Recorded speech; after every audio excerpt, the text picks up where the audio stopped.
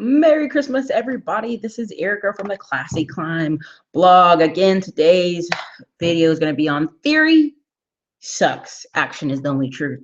And why am I doing this one today on Merry Christmas? Because it is another day, just another day, people.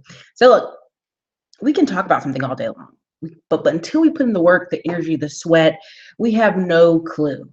And I tried something with my business this month and have got, if not triple, I would say almost quadruple the results and income from just one or two tactics in my business. And that was taking more phone calls, sending out more proposals, whether I thought you were going to buy or not. And it actually has turned out really well, because here's the deal. You get paid for what you do, not what you know. So on this channel, I talk about a lot of what I know and what I'm doing. And hey, this is what I can do for you. And if I don't put out more proposals and I don't offer you services, then I don't get paid, right? So look, you can read all the, and I'll give some cliches here. You can read all the dating books you want. But until you start flirting, until you start asking people out, until you start having rough dates, until you start figuring out, okay, this is what I like, I don't like, then it's just theory. And theory sucks. Theory is, you're still by yourself, right? So, you know, if you're running around after seminar and reading book after book, but not putting in the work, you won't be successful.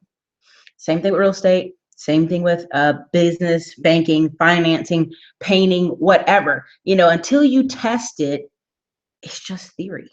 And there's so many people who look really smart with a theory, right? They look really, really, really smart. But, you know, can you have money in the bank and tools in your hand? Sure. But until you use them, it means nothing, right? There's a lot of times people come to me for consulting, to buy tax liens, to buy real estate, to do these things. And when I actually get them to put their hands to work, like opening up the bank accounts, getting business lines of credit, doing the work, that's when people get scared, because it becomes real. It becomes actionable. Like they have to take these steps in order to get to the next level. And all this other time was just theory and truth and seminars and beautifulness and romantically talking about business, and not actually sometimes being turned down, and sometimes a bank saying no, and sometimes you not getting that property. That's a difference. That's experience. Experience is what you get paid for. And there's so many people running around saying, I have an MBA, I'm in this, I'm in that, I'm in this association. But you look at the quality of their life. And when I say quality of life, it's different for each person. Let me quantify, okay? I believe in the circle theory, the flat tire theory, right? If you have a 10 in money and a 2 in relationships, sorry, your tire's flat on one side. It's a flat tire. If you have a 10 in your professional career and a 2 in your personal life, that doesn't work. If you're 500 pounds overweight, but you have a ton of money, sorry, there's a flat tire there. So the ideal of having balance, the ideal of involving people. I remember talking to a very wealthy man and his wife yesterday, and they were socially awkward. Like they could barely hold the conversation. And I thought, that's not success to me. Like, yeah, you have money, but you can't even hold a conversation. You can't even be like, hey, how's your day? Great. I'm so excited about Christmas. Like literally, it's a struggle for you to form words and sentences and conversation with people. That's not winning. Sorry, I don't find that winning in my book. So again, a lot of people say, Eric, I want to be an author, and I know it will take years. And I'm like, not necessarily. Are you writing every day? No. Okay, did you do an outline? No. It's just an ideal. Well, then it's just going to stay a wish, and it's going to stay an ideal if you don't start typing on it every day. And a lot of times people, if you look at people's blogs, and then they write about something for 1 year, and then at the end of the year, all of a sudden they drop a book. Well, they were prepping you and prepping themselves, right? They're literally taking every blog post and putting it together for this thing. And that right there is amazing.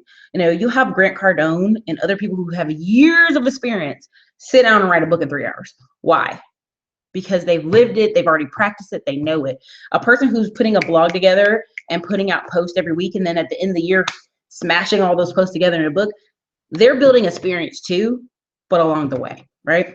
So another reason I wrote one of these blogs, like how to make money forever, right? How does your blog make you money forever? And it was because the environment is changing. I can see people right now, Colin Cowherd and other people who started these shows with just a really nice shiny studio and it going straight online, just blowing up, right? You know, Louder with Crowder, all these different people who literally just take a camera, which is in front of them, and put out a show weekly. Just keep putting out shows and people coming to those streams. Same thing goes for books, small niche segments. Same thing for movies, people putting out movies and just having a whole catalog of movies that maybe you never heard of, but they're huge in their niche. And so those things can provide you money forever, right? The podcast, the blog, the vlogging. There's a lot of fitness vloggers out there making 100,000 or 300,000 a year. Maybe everyone doesn't know their name, but they're huge in their arena, right? So think about that, right? So even now, when I talk about the environment changing, I know a lot of people are upset about Donald Trump and, winning, but also Section 8, right? Section 8 all of a sudden changed. And like you used to get all this money to make low-income housing, to give money to these women who, God help them for their circumstances. They needed money to help rent rooms so they could have 3 rooms. They had like 4 kids and them, right? Well, now the government's cutting millions, if not billions of dollars and saying, good luck. We have to save money, and so now if you're a real estate investor or you're a developer, boo, dude, you're like, sorry, I'm looking for people who are working and can pay the rent. Now, what will this cause? This is an important thing about experience. Experience tells you what this is going to cause is some people to just get off Section 8 completely, or some people to get married. Now you're going to say, Erica, that's crazy. No. Listen, hear me out. They may not get married, they may just cohabitate, but it will take more than one working adult in a house to make a house run. As you look all around Austin and Texas and other places, people are buying houses and renting out all the rooms. Why? Because financially it makes sense, and financially that's what they can afford to do.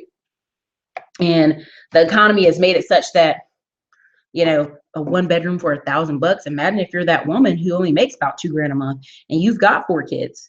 Now, what do you have to do? You either have to go get a trade, go get a skill, go do something, or find another adult who's going to help you raise those kids. And that's just plain and simple, right? So I think a lot of people will change incomes and change jobs in this economy. So experience also shows people over time that they need more money, right? In that same example, Section 8. I have friends who work in HR, which is human resources, and they look at applications every day. They look at people's resumes. And what's funny is even when I was at Lowe's, they would be like, people would work a low $8 to $9 paying job for years. And they would ask them, why are you working this job all these years? And then they would go, well, I finally realized I needed more money. But they didn't realize they needed more money until the foot got to the fire, when it was like kids were being born, they were getting married, they needed a house, they needed a car. Now the struggle became real. And that's what I see happening with a lot of Americans, even as I'm here in Austin, Texas, and there's a ton of jobs out there in the market for $10 to $15 an hour. And people be like, I can't live off that. Well, yes, if it's your only one job, your only income, and you got a brand new car and a brand new apartment and lots of student loan debt, no, you can't. You really can't afford to live off that. But if you're someone just starting out of high school with no debt and getting kind of scholarships for a community college, you can live off that. Now, if it's 2 of you together, a husband and wife, or cohabitating, I know that's very popular for people, y'all can afford that. Y'all can both be working $15 an hour and afford that and afford a car and live pretty well. But that's kind of what happens, is people get stuck there and they don't make a change till something is forcing them, instead of actively looking for jobs. Because I think there's a point now in your career where if you're not actively looking, and if that's your track, right? Some of us are entrepreneurs, some of us are builders and let's build things. It's me. But if you're not actively looking in your professional career for a better job, a better opportunity, more growth, more income, you get stuck. You get stuck at 35,000, 45,000, 55,000. You get stuck there. I remember my friend saying, you get the pay raises in the job jumps. And it's just true. And people get comfortable at a job and they love a job, and changing a job stresses them, but that's where they get the pay jumps. So anyway, so this is my point of this whole thing, is either get in the game or you're watching on the sidelines. And what happens is we're watching other people's lives. Why is reality TV so popular? We're watching other people's lives, and it's just theory. If I was in her position, I'd do this. If I was in his position, I'd do that. Well, you're not in their position, so we don't know what you would do. And even the Walter Minnie movie made me love it dearly. Walter Minnie, watching other people's lives, studying other people's lives, not living your own life, and really deciding, I'm going to go live my life. So look, don't be Walter Minnie. Don't wait till the last minute. Get out there, get in the game. Experience is what you get paid for. Experience is what you have to show. Going on a bunch of dates, that sucks. That's what you have to do. Going on a bunch of travel for yourself personally is what you have to show for it. So look, everybody, this is Erica, Classy Climb Blog. If you in 2017 are looking to get some tax liens, buy some real estate, get business lines of credit, grow your life, grow your business, and grow your business, essentially, give me a call. Hit me up at the button below. You guys have an awesome Christmas and a happy new year. You guys have a great day.